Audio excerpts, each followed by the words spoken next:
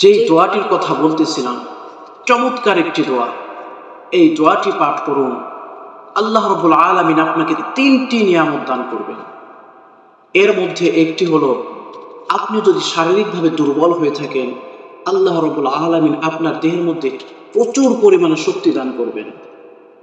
2 number, আল্লাহ রাব্বুল আলামিন আপনাকে প্রচুর পরিমাণে ধন সম্পদ দান করবেন। 3 নাম্বার, আল্লাহ রাব্বুল আলামিন আপনাকে প্রচুর পরিমাণে ইজ্জত সম্মান দান করবেন। এই দুনিয়াতে এই 3টি জিনিস মানুষের মধ্যে সবথেকে বেশি গুরুত্বপূর্ণ। হযরত বুরায়দা রাদিয়াল্লাহু তাআলা আনহু বলেন, যেই ব্যক্তি এই দোয়াটির আমল করবে, এই দোয়াটি পাঠ করবে, আল্লাহ রাব্বুল আলামিন তাকে এই 3টি বিষয় দান করবেন, এই 3টি নিয়ামত দান করবেন। একটি হলো দেহের মধ্যে প্রচুর পরিমাণে শক্তি দান করবেন।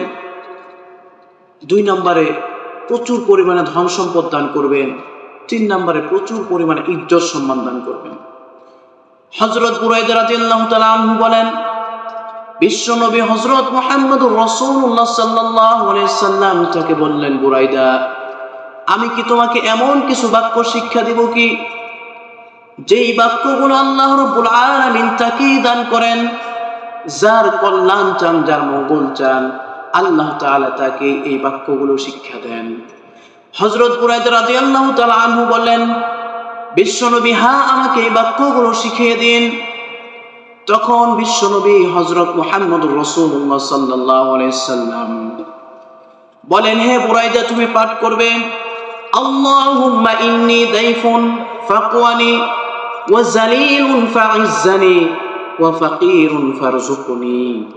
যার অর্থ হলো, হে আল্লাহ, নিশ্চয় আমি দুর্বল, তুমি আমাকে শক্তিশালী বানাও, আর আমি সম্মানহীন, তুমি আমাকে সম্মান দান করো, আর আমি ফকির, তুমি আমাকে রিজিক দান করো।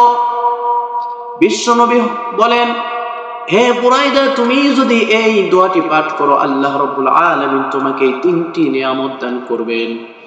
আল্লাহুম্মা ইন্নী দাইফুন ফাকওয়ানি ওয়া যালিলুন ফাইজ্জানি ওয়া ফাকীরুন ফারযুকনি।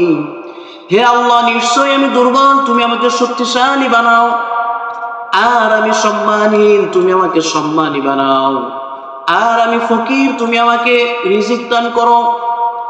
হে বুরায়দা, তুমি যদি এই দোয়াটি পাঠ করো, আল্লাহ রাব্বুল আলামিন অবশ্যই অবশ্যই তোমাকে এই 3টি নিয়ামত দান করবেন।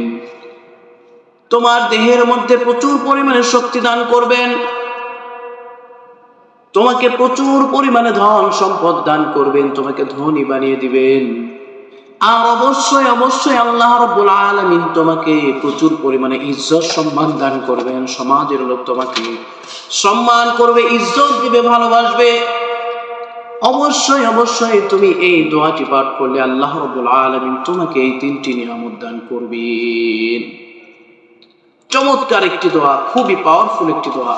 মাঝে মাঝে আমি আশ্চর্য হয়ে যাই, আল্লাহ রাব্বুল আলামিন এই দোয়াটি পাঠ করলে আপনাকে এই 3টি নিয়ামত দান করবে।